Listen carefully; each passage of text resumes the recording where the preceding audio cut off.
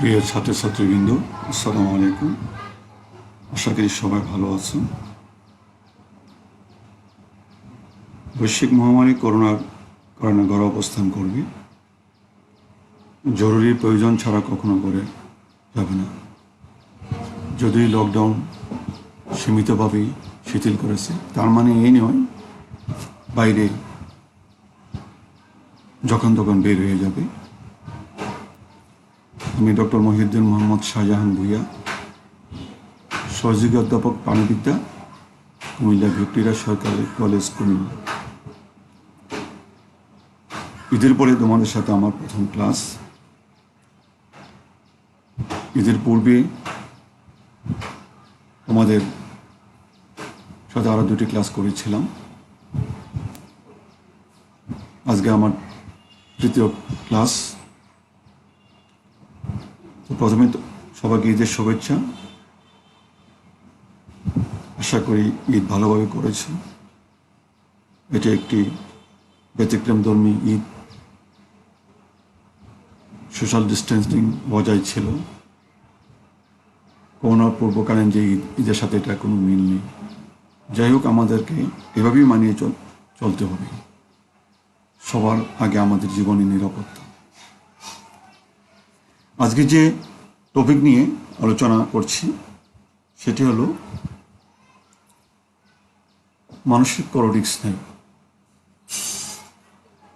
করোটিক স্নায়ুর উৎপত্তি, কাজ, বিস্তৃতি এগুলি নিয়ে। প্রথমে আমরা চলে যাব করোটিক স্নায়ুর সংজ্ঞাতে। করোটিক স্নায়ুটা কি? যেসব স্নায়ু মস্তিষ্কের বিভিন্ন অংশ থেকে জোড়ায় জোড়ায় সৃষ্টি হয়ে করোটিকার বিভিন্ন ছিদ্রাপথে বেরিয়ে দেহের বিভিন্ন অঙ্গে বিস্তৃত হয়, সেগুলোকে করোটিক স্নায়ু বলে। মানুষের মস্তিষ্কে 12 জোড়া করোটিক স্নায়ু আছে। করোটিক স্নায়ু সম্পর্কে বলার আগে আমি তোমাদেরকে মস্তিষ্কের বিভিন্ন অংশ নিয়ে কথা বলব। মস্তিষ্ককে 3টি ভাগে ভাগ করা হয়েছে, যা যথাক্রমে অগ্র মস্তিষ্ক, মধ্য মস্তিষ্ক এবং পশ্চাৎ মস্তিষ্ক। অগ্র মস্তিষ্ক আরেকটি নাম আছে প্রোসেনসেফালন। ওর 2টি অংশ আছে, একটি হলো সেরেব্রাম, অপরটি 3টি অংশ আছে। একটি হলো সেরেব্রাম, দ্বিতীয়টি থ্যালামাস, তৃতীয়টি হাইপোথ্যালামাস। মধ্য মস্তিষ্ক আরেক নাম আছে মেসেনসেফালন। ওর শুধু মেসেনসেফালন, ওর কোনো অংশ নেই। সর্বশেষ পশ্চাৎ মস্তিষ্ক, ওর আরেকটি নাম আছে রোমেনসেফালন। এটি 3টি অংশে বিভক্ত: সেরেবেলাম, মেডেল অব লঙ্গাটা, পন্স। তো আমরা করোটিক স্নায়ুর উৎপত্তি, প্রকৃতি, বিস্তৃতি ও কাজ নিয়ে এখন কথা বলবো। আমি ইতিপূর্বে বলেছি যে মানুষের 12 জোড়া করোটিক স্নায়ু আছে। রোমান হরফে দেয়া আছে এদের ক্রম। প্রথম যে স্নায়ু সেটি হলো অলফ্যাক্টরি, উৎস বা উৎপত্তি। অগ্র মস্তিষ্কের অঙ্কীয় দেশ উৎপত্তি। এর কোনো শাখা নেই। নাসিকার মিউকাস ঝিল্লিতে এর বিস্তার। কাজ হলো, প্রকৃতি হলো সংবিধি।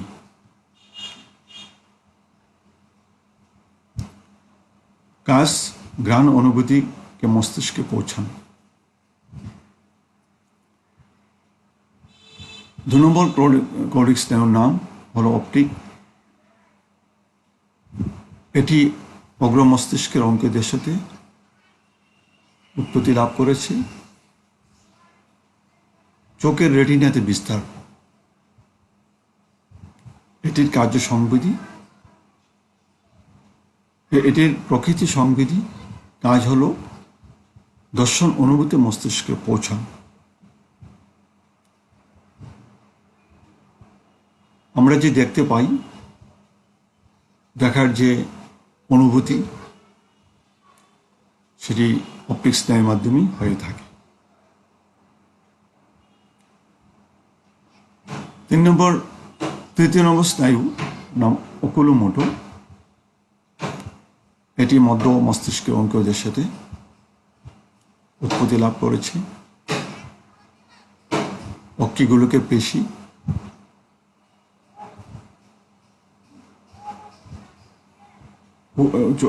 ঊর্ধ্ব নেত্র পল্লব, উত্তোলনকারী পেশি ও পিউপিল সংকোচনকারী পেশিতে এটা বিস্তার। ওর কাজ হলো চেস্টীয়।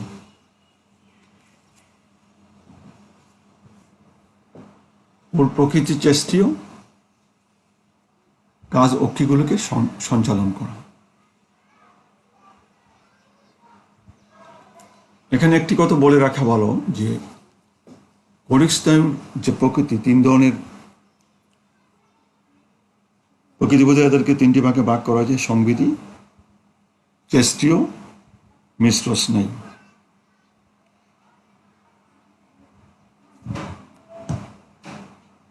সংবেদী স্নায়ুগুলো শুধু সংবেদী অঙ্গ থেকে স্নায়ু উদ্দীপনা বহন করে কেন্দ্রীয় স্নায়ুতন্ত্রে নিয়ে যায়।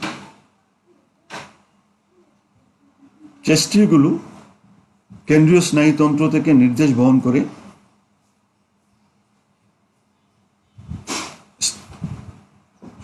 সুনির্দিষ্ট অঙ্গে পৌঁছে দেয়। মিশ্র এক বা একাধিক গুচ্ছ সংবেদী স্নায়ু এবং এক বা একাধিক গুচ্ছ চেষ্ট স্নায়ু নিয়ে মিশ্র স্নায়ু গঠিত।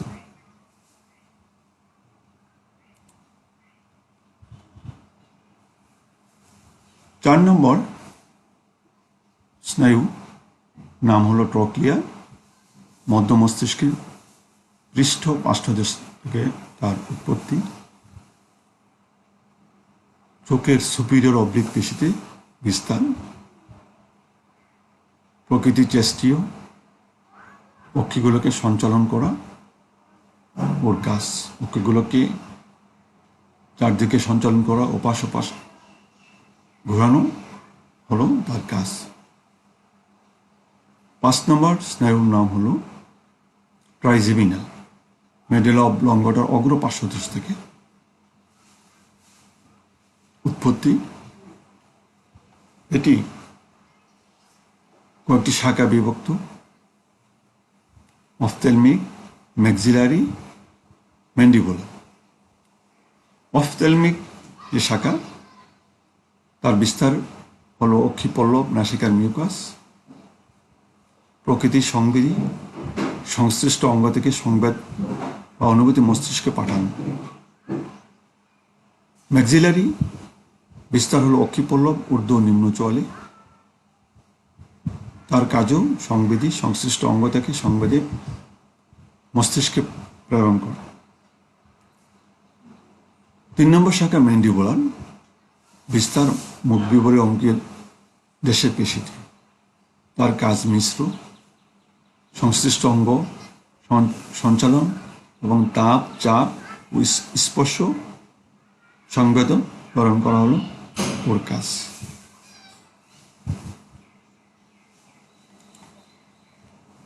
ছয়, অ্যাবডুসেন্স।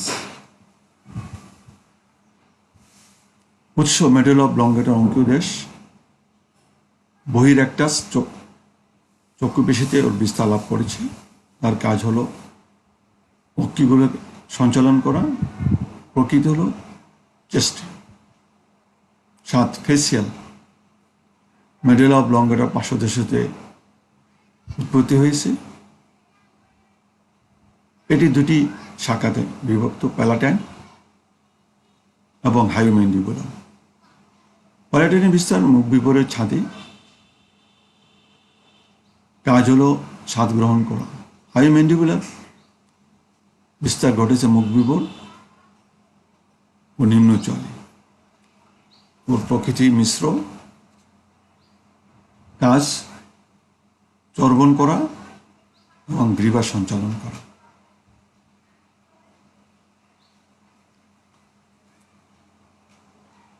8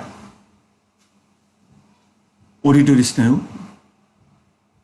তার উৎস মেডুলা অবলঙ্গটা পার্শ্বদেশ থেকে, বিস্তার অন্তঃকর্ণে।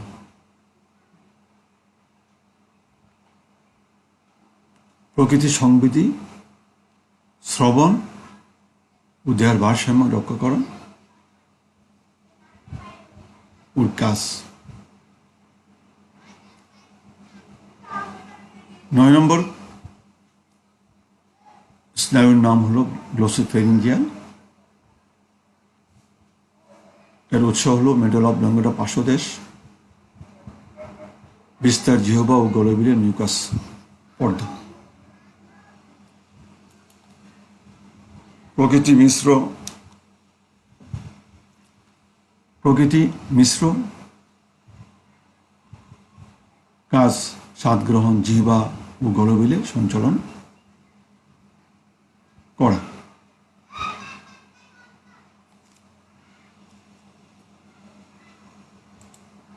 10 ভেগাস, মেডুলা অবলঙ্গটা পার্শ্বদেশ হতে উৎপত্তি। এটি 4টি শাখা বিভক্ত: ল্যারিঞ্জিয়াল, কার্ডিয়া, গ্যাস্ট্রিক, পালমোনারি। ল্যারিঞ্জিয়াল বিস্তার লাভ করেছে ষড়যন্ত্র, কাজ হলো ষড়যন্ত্রের কার্যকারিতা নিয়ন্ত্রণ। কার্ডিয়াক বিস্তার লাভ করেছে হৃৎপিণ্ডে, হৃৎপিণ্ডের কার্যকারিতা নিয়ন্ত্রণ হলো এর কাজ। গ্যাস্ট্রিকে বিস্তার লাভ করছে পাকস্থলী, পাকস্থলী কার্যকারিতা নিয়ন্ত্রণ হলো এটির কাজ। 4 নম্বর যে শাখা তার বিস্তার লাভ করেছে ফুসফুসে, ফুসফুসের যে কার্যকারিতা নিয়ন্ত্রণ, সে নিয়ন্ত্রণ করা এটির কাজ। প্রত্যেকটি স্নায়ুর প্রকৃতি হলো মিশ্র।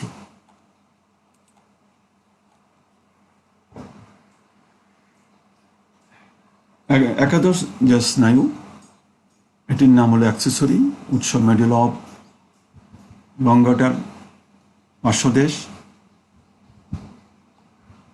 এটি কোনো শাখা নেই। গলবিল, ষড়যন্ত্র, গ্রীবা ও কাঁধে বিস্তার লাভ করেছে। এটির প্রকৃতি চেস্টীয়। মাথা কাঁধের সঞ্চালন করা এর কাজ।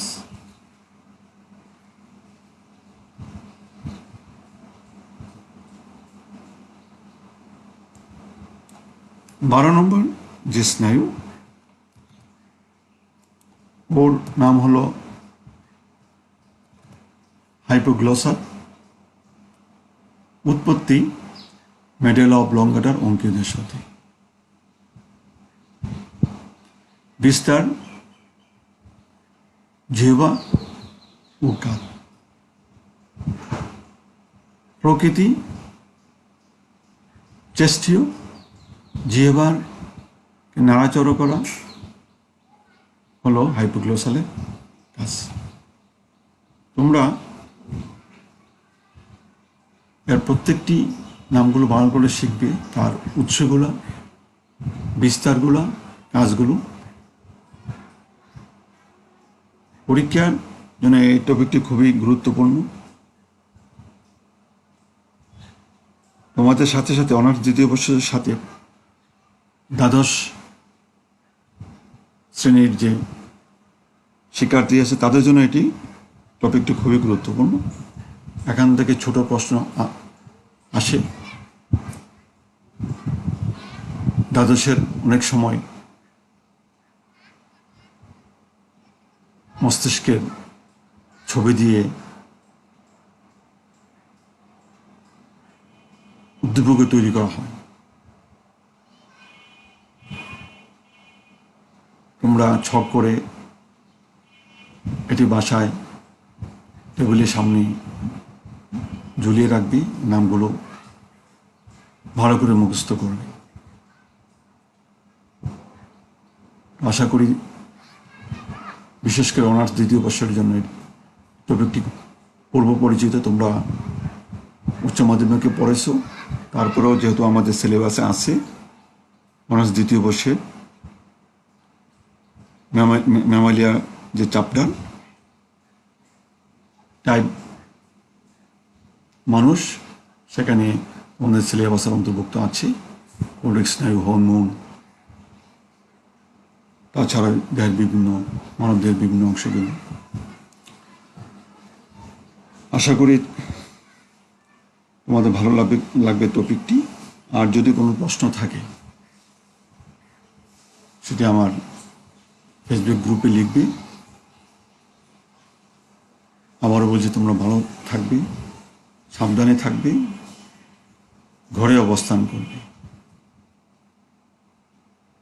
পরবর্তীতে নতুন আরেকটি টপিক নিয়ে তোমাদের সাথে দেখা হবে। ধন্যবাদ।